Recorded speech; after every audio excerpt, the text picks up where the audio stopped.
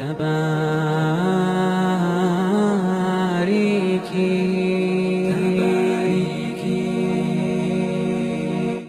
few years later, you got 3 or 4 kids of your own. Along the road, you're still thinking, what do I do? How did I drop the ball? My son Muhammad is now called Mo.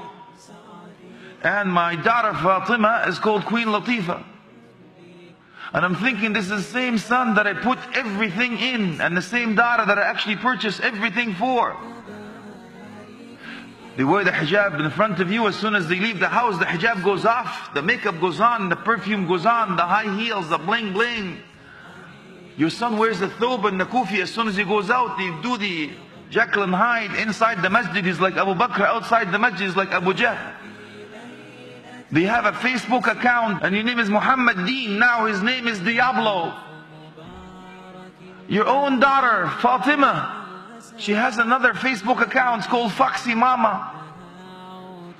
And the hijab is off, man, and she's kissing the air in the corner.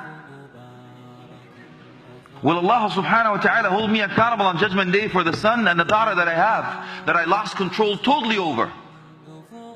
But you're still wondering, what happened? Our Master, give us the gift, hablana, give us the gift that you didn't expect. Ya Allah, give us the unexpected, undeserved gift. What gift? Min azwajina wa dhurriyatina qurrata a'yun. From our wives and our husbands and our children, give us what makes our eyes so happy that it makes us cry.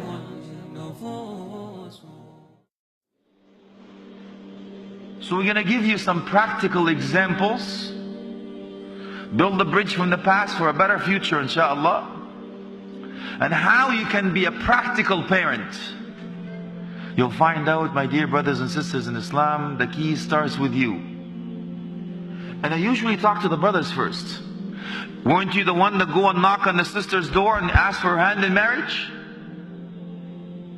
Wasn't she the fertile ground that you were told that you will plant the seed in? And then you get the fruit of that beautiful tree to be your children. So if you go back, you'll find out it's all about you, akhi. How were they raised? Oh, they were raised very well. French immersion school, private school. They drank tea, pinky up, posh posh. And they wore osh gosh bigosh, oh my gosh. Wallahi, akhi, we're not asking you for this. We're asking for tarbiyah, tarbiyah, habibi. According to Quran and Sunnah. Get it? So you started your family. Alhamdulillah, congratulations. You're now a husband. You left the singlehood, you're in the hood. And going into parenting now because you get this bundle of joy that changes your life. You know why they're so special? Because before you had that, you were just called a husband or a wife. But after you have your child, you're called a father and a mother. But you remember the day your wife came to you and says, honey, I have some good news. Doctor told me I'm pregnant. So you prostrate to Allah, thank Him for the hibah. It's a gift He's given you. You start putting your hand on her tummy. Oh, I felt a kick. You start talking now. Picking names, picking colors, picking clothes, painting the wall. And now you're treating your wife like she holds the future of humanity in her womb. Don't move too much. Don't carry this. Let me get that for you. Your parents, the in-laws, I won't talk about politics. They treat her like a queen. Totally different now. Let me carry this for you. No, let me cook. I'll make dinner. I'll clean this. Don't worry. Sit here. Put your feet up. Foot massage. No problems. So, you won't forget the day. It's true. And you won't forget the day that your wife seen death with her own eyes, giving your child birth.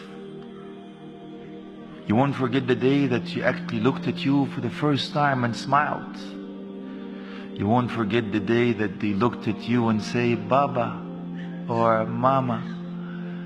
You won't forget the day they took the first step for the first time. You won't forget the day they actually went to school for the first time. You missed them already. You won't forget the day that they gone to college. Things go far. And then you wonder, what happened. So, practical examples now. First one, you need to bring your child with you to pray Fajr prayer. Take my son to the masjid, pray Fajr. Dude, I don't even pray Fajr. I'm just going to tell you, you need to change. That's all. And there's nothing worse than you lead them astray. Nothing worse, according to the hadith. Do not give a mixed message or the wrong message to your children. That your school or your swim team or your soccer practice is more important than Fajr prayer. So from now on, you need to get your child, at least when they get to 7, or they differentiate between boys and girls, to come to pray Fajr prayer with you in the masjid. They should grow in the masjid. Step number 2. When you come to the masjid for Fajr, or leave the masjid going home, you need to say Adhkar al-Sabah together now. So I don't know the Adhkar. Guess what, champ? You need to learn the Adhkar. We come to pray together. Alhamdulillah. We say the Adhkar together. Fantastic. What happens? You build the bond. And your wife will do the same thing at home. We pray Fajr together. Let's say the Adhkar. And then when you pick him from school, you say Adhkar al-Masa' together. It's now called the art of delegation. I need to give him homework. To do what? We need to have a family halaqah at home once a week. My son, you are going to teach us this verse next week. You have 1 week to prepare for it. My daughter, you're going to teach us what this hadith means and the lessons learned and the wisdom behind it. On top of that, you need to have deen and dunya, right? A beautiful combination. Moderation. So what are we going to do? No matter how many children I have, I need to have a special date with my son or special date with my daughter. I'm going to concentrate on one person at a time. What happens? After you have the date, you bond, then raise awareness. How, man? First thing is hikmah. Wisdom. You need to speak their language. Understand what they go through, the environment they're in. And when you obligate, you do it in the best way possible. Allah subhanahu wa ta'ala told Prophet Muhammad sallallahu alaihi wasallam what? If you were harsh-hearted, you were difficult with them, they would have fled away. You're the most important person in his life or her life. You have an S on your chest. So your child thinks the most important people to me, the one that you're supposed to protect me, the one that is supposed to nurture me, is telling me that I'm an idiot. I must be an idiot. I must be stupid. I am worthless. You just killed your child. Congratulations. I'm happy for you. So what are we going to do, man? We're going to change from now on. Honey, I love you. But your behavior is unacceptable. That's a major difference. You need to differentiate between the person and the action. From now on, it's not you. I love you, but your behavior is unacceptable. Major difference. And from here on in, you're going to say, Dr. Fulan, Engineer Fulan, Hafid Fulan, or Qari Fulan, or Alim Fulan, or Sheikh Fulan, or Lawyer Fulan, so and so. You're going to put it on their door. It's a major visual effect that will actually stick in their mind and heart and soul. You raise them such that they are successful. They're meaning something. They are worth a lot. They are the world to you. Now, as they grow, you need to use the 21 theory. Which means the first 7 years, you nurture them. Give them all the TLC you want. All the tools they need. The second 7 years, you give them the rules and regulations. What to do, what not to do. What is halal and what is haram. The third 7 years, you befriend them. That's the teenage years. Because it's too late by then. Spend time with your children before you have to spend time with your children. You know where? In the hospital, in prison, in the rehab center, or in the morgue. Take your pick. Which one do you want? You know the story of the man that didn't see his son much? His son goes up to him after he came from work. He says, "Dad, how much do you make an hour?" He says, "Get away from me." The son goes to turn around in tears, walk away from his father. The father realizes he made a mistake. He goes back. "Sorry, son, I make $10 an hour." The son goes up to him and says, "Here you go, Dad. I saved $10. Can I have 1 hour of your time?"